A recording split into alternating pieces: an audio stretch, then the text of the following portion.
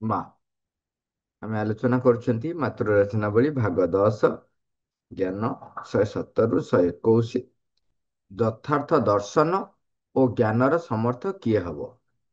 ମା କହୁଛନ୍ତି ଯେ ଦିବ୍ୟ ପରମ ଇଚ୍ଛା ସହିତ ସମ୍ମିଳିତ ହୋଇ ରହିଥିବାର ସ୍ଥିତିରେ ଯଦି ଜଣେ ବ୍ୟକ୍ତି ଯଥାର୍ଥରେ ଆତ୍ମସ୍ଥ ହୋଇଥାଏ,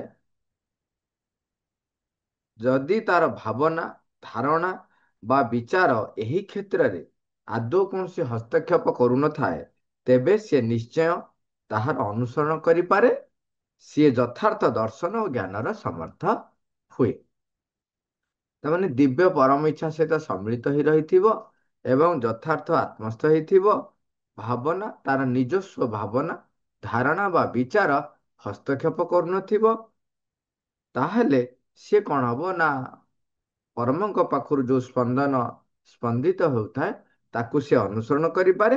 ତା ଦ୍ୱାରା ସେ ଯଥାର୍ଥ ଦର୍ଶନ ଓ ଜ୍ଞାନର ସମର୍ଥ ହୁଏ।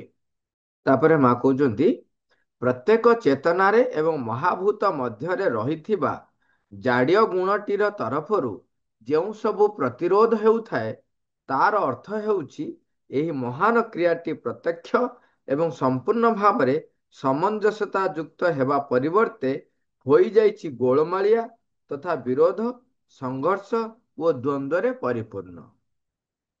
ଯାବତୀୟ ବସ୍ତୁ ଆପଣାକୁ ସ୍ୱାଭାବିକ ଭାବରେ ଅର୍ଥାତ୍ ନିର୍ବିଘ୍ନ ଭାବରେ ସମାହିତ କରିନେବା ପରିବର୍ତ୍ତେ ପ୍ରକୃତରେ ଯେପରି ହେବା ଉଚିତ ପ୍ରତିରୋଧ ଏବଂ ବିରୁଦ୍ଧାଚରଣ କରୁଥିବା ସେହି ସବୁ ଜଡ଼ତା ଏହି କ୍ଷେତ୍ରରେ ଗତିସ୍ପନ୍ଦନ ଗୁଡ଼ିକରେ ଏକ ଜଟିଳତା ଆଣିଦେଉଛି, ଯାହା ଫଳରେ କି ବସ୍ତୁ ଗୁଡ଼ିକ ପରସ୍ପର ସହିତ ଆସି ଧକ୍କା ଖାଇବାରେ ଲାଗୁଛନ୍ତି।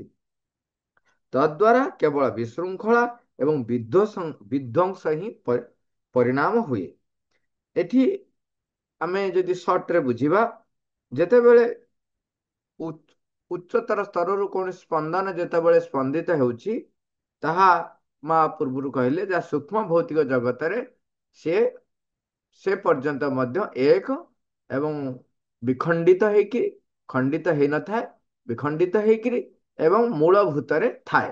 କିନ୍ତୁ ଯେତେବେଳେ ଜଡ଼ ସ୍ତରକୁ ଆସେ, ସେତେବେଳେ ଜଡ଼ ଜାଡ୍ୟ ଗୁଣଟିର ମା ଲେଖୁଛନ୍ତି ଏଇ ଯୋଉ ମହାଭୂତ ମଧ୍ୟରେ ରହିଥିବା ଜାଡ୍ୟ ଗୁଣଟିର ଯେଉଁ ସବୁ ପ୍ରତିରୋଧ ହୁଏ, ଏଇ ବାହ୍ୟ ପରିପ୍ରକାଶରେ ଅନେକ ପ୍ରତିରୋଧ ଯୋଉ ତା ପାଖରେ ଆସି ପହଞ୍ଚେ, ସେତେବେଳେ କଣ ହୁଏ, ସେଇ ସ୍ପନ୍ଦନଟି ମାନେ ଗୋଟେ ଏମିତି ଏକ ଅସମଞ୍ଜସ ସ୍ଥିତି ବା ଅସମଞ୍ଜସ ପରିସ୍ଥିତିଟିଏ ତିଆରି ହେଇଯାଏ, ଯୋଉଥିରେ ଗୋଳମାଳିଆ, ବିରୋଧ, ସଂଘର୍ଷ ଏବଂ ଦ୍ୱନ୍ଦ୍ୱ ପରିପୂର୍ଣ୍ଣ ହେଇକି ରହିଥାଏ।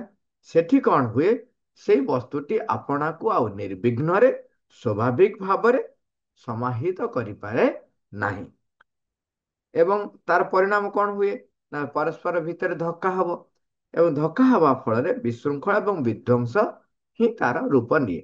ସେଇ ଏବଂ ଅନେକ କାରଣରେ ଦେଖିବେ, ଯଦି ଇଏ ଗୋଟିଏ ବି କାରଣ, ଯେତେବେଳେ ଆମ ଜୀବନ କ୍ଷେତ୍ରରେ କିଛି ବାଧା ବିପତ୍ତି ଆସେ, ତାମାନେ କୋଉଠି ନା କୋଉଠି ଗୋଟେ ସଂଘାତ ସୃଷ୍ଟି ହଉଛି, କୋଉଠି ଗୋଟେ ଦ୍ୱନ୍ଦ୍ୱ ସୃଷ୍ଟି ହଉଛି।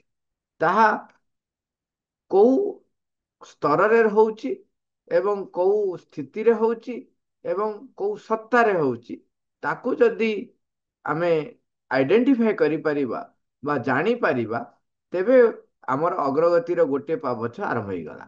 ତାମାନେ ଚିହ୍ନି ପାରିଲେ, ଚିହ୍ନି ପାରିବାଟା ମଧ୍ୟ ଏକ ବିରାଟ ସାମର୍ଥ୍ୟ। ଚିହ୍ନି ପାରିଲା ପରେ ତାକୁ ଆମେ ସମର୍ପଣ କରିବା, ତାକୁ ଆମେ ପ୍ରତ୍ୟାଖ୍ୟାନ କରିବା, କଣ କଣ କରିବା, ନେକ୍ସଟ ଷ୍ଟେପ ଆସିବ।